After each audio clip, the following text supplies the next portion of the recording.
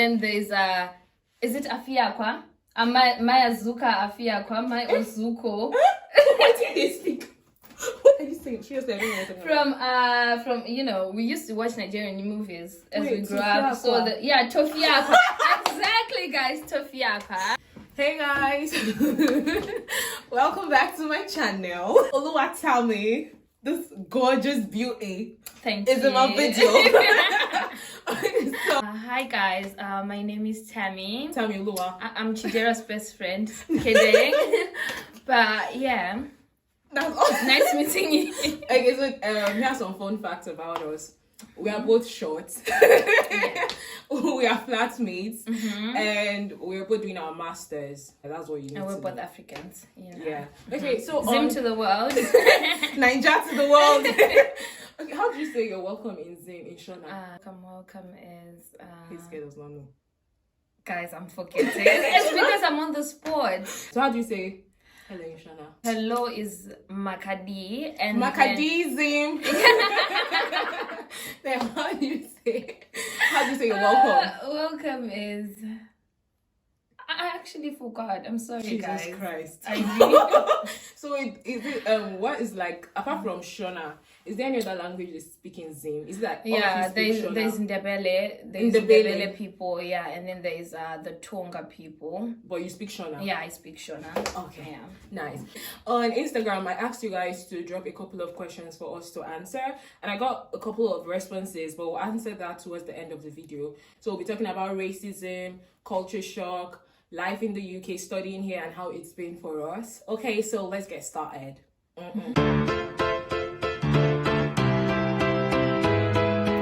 With everything that's been happening in the world, there's a lot of like conversations around racism, and I felt this is a very good time to talk about it, and not just from my own perspective or from my own experience, but also hear what Tammy has to say and if she has experienced racism. So have you like experienced racism since you've been here? So the thing is, maybe it's just me, but I'm pretty sure you can relate. When you're coming from Africa, you don't really think about things like racism because everyone in Africa is black. Like, exactly. Most people look like you, so they're not gonna treat you differently because of the color of your skin. So when you come here, that's not the first thing on your mind that because you're sort of naive. You think everyone the same way you were treated back home is the same way you're gonna be treated here. So for me, I actually realized that some things were racist after staying here for months. Initially when it happened, I didn't realize that this person is being racist. Totally. But then as as time goes on, then you realize, okay, that might have been racist. So when I first came here, I didn't have my accommodation sorted, so I stayed in a hotel, right? And this hotel that I stayed in, when one day I went downstairs to get a meal and stuff, and then everyone they were all white people and I was the only black person there. So I go downstairs and then I sit at the table and then everyone is looking at me weird, but then I was just like, you know what, whatever. I didn't really pay any attention to it. Yeah. And then when the days that my cousin had booked for me, they ended, so I had to extend those days. I asked them, are there any rooms available? Can I extend my stay in this room? And then they said that no, they were fully booked. And then I went on the internet and on that same they weren't fully booked, guys. I really don't know. Honestly, in the moment I didn't realize. I just brushed it off, and then later I was like, wait, you know what? That was racist. Like, why would they say they're fully booked when online it says that they're not? So that's interesting.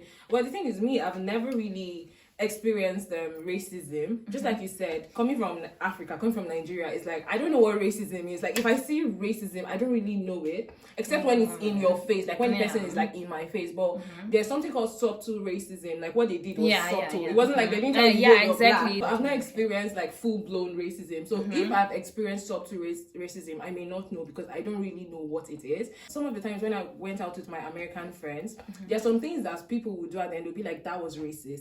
And I'm like, I can't see it. How? But that's because they are so aware of racism and they're able to tell apart what is racist and what is not. But for me, I don't know. So I've not really experienced it full blown. It's just been really okay. Culture shock. in the UK. What did you experience? And you're like, or did you see and you're like, oh my god, this is like, or you just blew your mind? Obviously, petty things like how people in the UK wear less, Wear especially less? summertime. Yeah. Honestly, like in Zim, you can't really. Okay, there are parts of Zim, you know, like the suburbs. We call them in Zim. We say Madel, low density with all the slay queens and stuff. You can wear that, the rich but part then of the exactly, country. the rich part of the country. But then the other part, you can't walk around in town, you know, just wearing a bralette and what a mini skirt. Yeah. Oh my god, they will attack you. The stairs, they'll say, you know, like things that are not pleasant.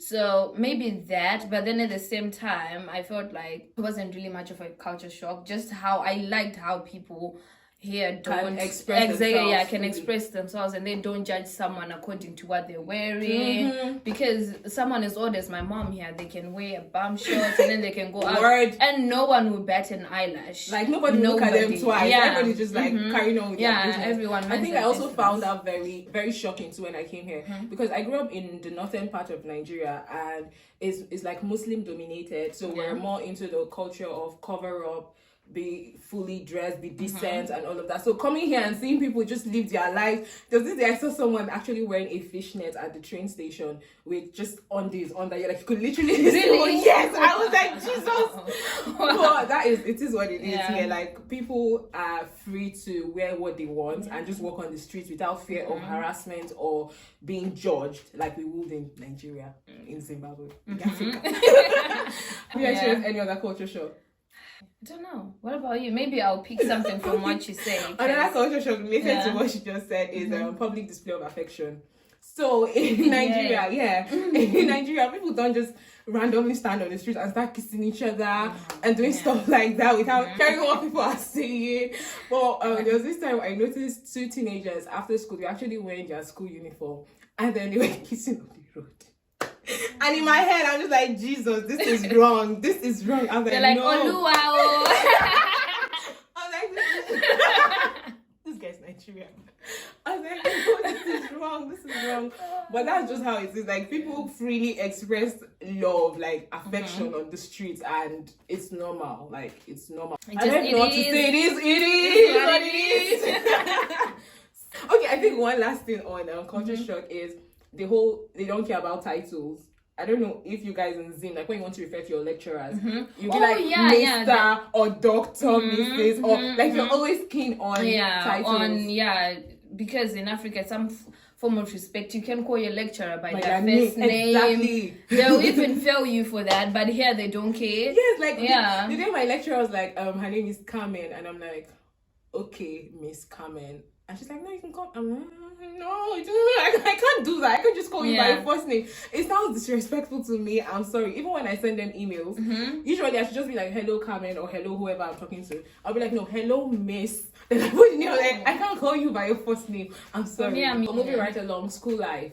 How has studying here been for you? Has it been easy, difficult, medium? Specifically to the course that I did in my undergrad, I feel like I did not have to work twice as hard as I do here.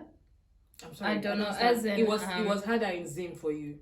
No, I feel like it was actually easier for me in Zim. Yes. It was way easier. Like, guys, my first essay I got like is it a 55 or 52? I cried. I can relate to that. I had never gotten a mark so low ever, and I was like, girl, like you really need to pull your pants up. Maybe it's just because it's a master's degree. I don't know. I think definitely master's is supposed to be harder than bachelor's. What would you say about the way the lectures are delivered? Do you enjoy it, like your classes? I don't know how your classes are.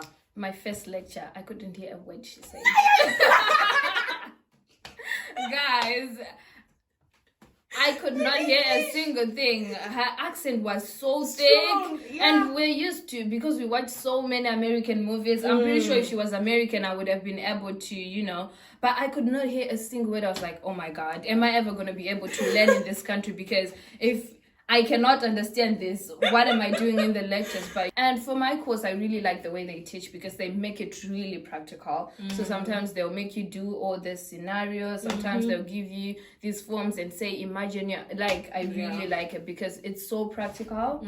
Yeah, so I do enjoy the way they teach. Definitely. That whole thing about the accents. Sometimes when I'm having lectures in class, I literally zone out because I don't understand what she's saying. And I was like, okay, I hear you, but I don't understand you. So that's sometimes you just end up saying, yeah. You Even don't when understand. you don't hear what they say, just so that you're not rude, you're like, yeah.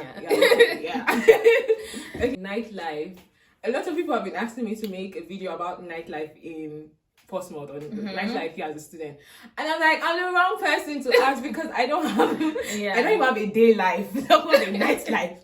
I don't have. So what about you, nightlife? I can't really say I have a nightlife either because we are homebodies. We Yeah, stay we stay indoors, you know. When we get bored, we just talk or laugh or whatever. But when I did go out here, because we're the minority. We're the minority. Is not much here, So when you go to the club, obviously they're gonna play a lot of white people music, guys, and. So, but then there's this one place here, specifically in Portsmouth, where I did like a club called Mr. Miyagis. Yeah. They played African they played Banner Boy, they played Wizkid, they played Naira Marley. The playlist was lit. So then if you're an African person or ever you like Afrobeats like me, you have to look for clubs that play African music, and they're not a lot. It's just a few. And then in our city, but in London, in London because Afrobeat clothes and do your best Nigerian impression for me. Let me see. Like you can say sentence and do your best Nigerian impression. I have a few Nigerian ones that I know from this girl. So I can say. She has forgotten, this girl. She has really forgotten. Oh my god, I've forgotten, guys. But then, okay. So I can say, I'm so tired, Jari. Yes. This girl laughed at me when I said basketballs. Guys, do you know what is basketballs? I swear you'll be shocked. This girl wants to say basketballs. She's not basketballs. And Olua Chija. She calls me Olua Tammy, guys. Yeah. And you like saying now that you're on camera, you won't say now. And okay, now I'm on the spot, so I'm stuttering out of my head. But and the war at the end. War? Yes. And then there's is it Afiakwa? Mayazuka Afiakwa, my Ozuko. What did they speak? What are you saying? Seriously, I don't know what you're talking about. From we used to watch Nigerian movies as we grew up. So Tofiakwa. Exactly, guys, Tofiakwa. Tofiakwa means God forbid. Yeah, but then Patience Ozuka. So she used to. You know her? Yeah, I do know her. She used to be the evil lady in most of the Nigerian movies. Yeah. So in Zimbabwe, we call her Mayazuka. Mayazuka. What's Mayazuka? Mai is like mother. So Azuka, we thought maybe that's the name. She played one of the characters. It's Ozokwo. Yeah. Mai Azuka. Yeah, exactly. Wow, interesting. Okay, wow. So now what we'll do, we'll just read some of the questions and see if there's anyone we've not answered. So Moriah said, she said, I've got a lot of questions. Firstly, how are you guys? We are fine. Then Jenny MD said, take transport system, taking the bus, the train. How is it for you? For me, the first days I struggled. I don't even want to lie to you. Do you know when I went for training for work? Do you know how much I struggled finding a bus stop? So most of the times I ended up taking a taxi, which is more expensive than me getting the bus because I didn't really know how it worked. They would say number 2, number 3. What do you mean? What do you mean number 2, number 3? And then sometimes it's the first bus stop, but then there's like the bus stop's name is Chidera, right? There's one on the left and then there's one on the right. One goes that way, but then you won't know. So you might go to the wrong side. And then you miss your bus because your bus is on the other side of that bus stop. So it was a bit difficult, but you get used to it. And then the train was actually easier for me. Yeah, me too. Than the bus. Because the train is quite straightforward. Exactly. Yeah, you come to that platform, so and so, stand at that platform, and that's all. Okay, so do you recommend staying in school accommodation or renting? I've never stayed in school accommodation, so I wouldn't know. But renting, it has been good for me because, you know, God loves us, so I got bomb-ass housemates, you know. So for me, staying in renting has been good because my housemates are lovely, everything has been good, and I feel like renting is a bit cheaper than staying it's way cheaper than staying in uni accommodation. Uni accommodation. So. Then Nosa Music just sent hearts. Thank you, we love you. Then Sani Bello said, gosh girl, you have lovely content. Oh, thank you. And she said, did racism affect you? We've already answered that question earlier on, so moving right along. So yes, okay, so you're going to mention 10 Nigerian artists in 10 seconds. 15 seconds. 10 Nigerian artists. Okay. When I say go, you go. Davido, Wizkid, Yemi Alade, Burna Boy, Naira Marley, Kid Mont. Oh, I don't really know how. 10 seconds. Fireboy, Joe Boy. Stop. 16 seconds. Well, that was lovely. Yeah. Nice. So yeah, Joe Boy. Then who else completed? You have like one left, I think. I have one left. Yeah. No, Father forever. Yeah, Father DM, the one for, you don't like Davido, so you wouldn't know. Oh God. The people who like Davido, you know that Father guy, Father boy DM. Exactly, that one. The one that was trending with that girl on Instagram. And then I know Iniedo, I know Genevieve, I know Dibanj, I know a lot, guys. Could be Nigeria. Okay, so that's lovely. And so we've come to the end of this video. Thank you so much for watching. Please don't forget to give this video a thumbs up, and so that other people can see it. Do you want to mention your handle, or you don't want that? Sure, guys. Okay, so if you want to follow this beauty on Instagram, she's gonna drop her handle. Tammy Chinungu, which is TAMMY CHINUNGU. Tammy Chinungu. You can find me on Instagram. And my Twitter's not that active, so it's just IG, guys. All right, thank you so much, Tammy. You're welcome. Thank you for having me. All right, till next time, guys. Bye. Bye.